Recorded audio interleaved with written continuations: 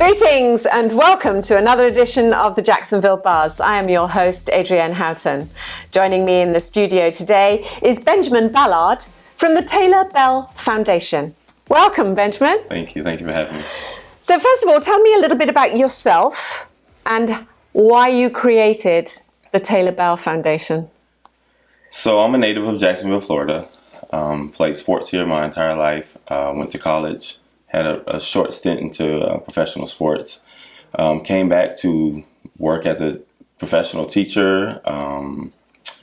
Began working with youth and fell in love with working with youth and young adults. And when Taylor was diagnosed with sickle cell at birth, I decided to start the foundation. She was diagnosed, and we were in the hospital one day, and we saw a family really hurting about a blood transfusion, and they were discussing the price of it, not the actual procedure. When we had just heard that procedure from our doctor minutes before, and it was not even a question for me. I'll mortgage my house, sell my car, whatever, to make sure she's going to be healthy.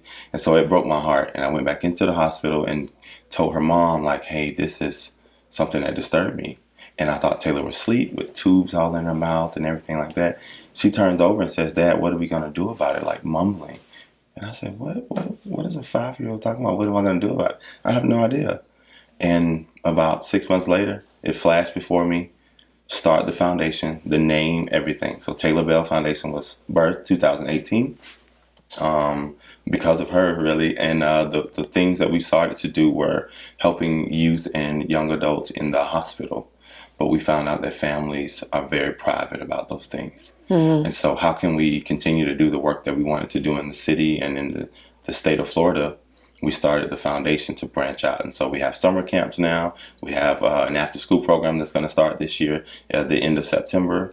We do back-to-school drives, Thanksgiving drives for food.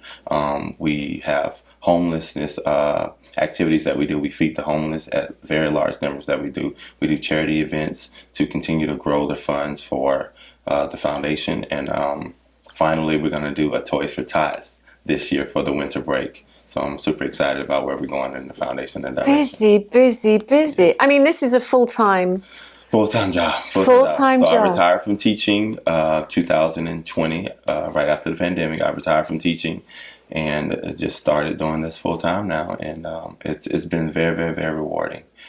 What's been the hardest thing for you getting this up and running?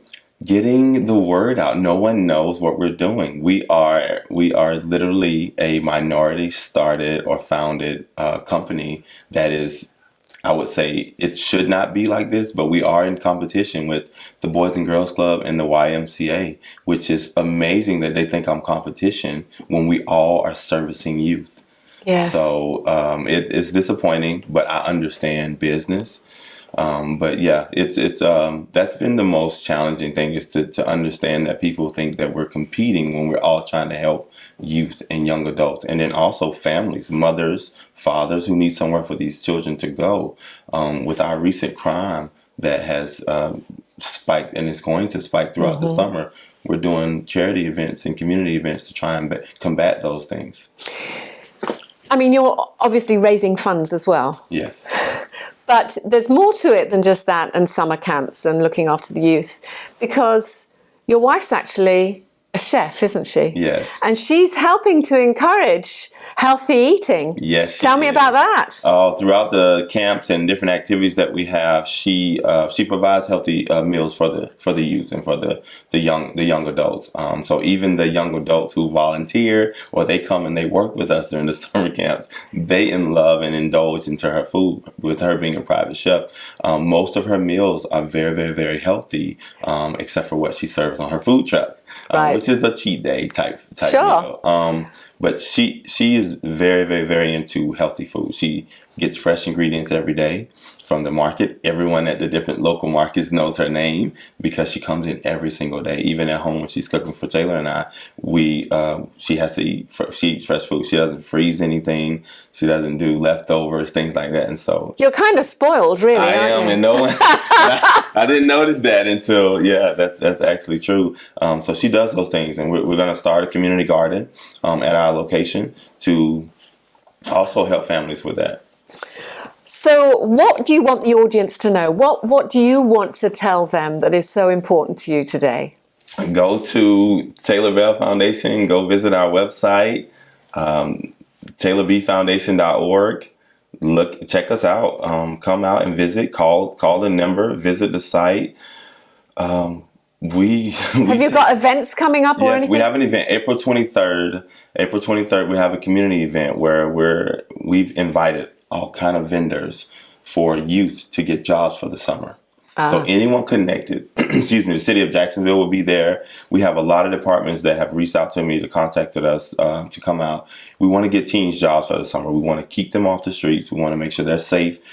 We have all kind of summer activities that they can get into, and not just our location. I would love for them to work at the Boys and Girls Club, YMCA, go into being a lifeguard. We want them off the street. So that's the problem when they get into a lot of crime. It's those situations about just not having anything to do. There's nothing to do. Yes, They're bored. we don't want them idle. We want them to be keep them engaged, busy. keep them busy. Wonderful. So, yeah. Well, thank you for coming in and telling us about Taylor Belle Foundation. Thank you so much. It was a real pleasure to meet Taylor as well. Thank you. Thank you so much. Thank you for having me. And don't forget, if you'd like to know any more information, you can always find it on iwannabuzz.com.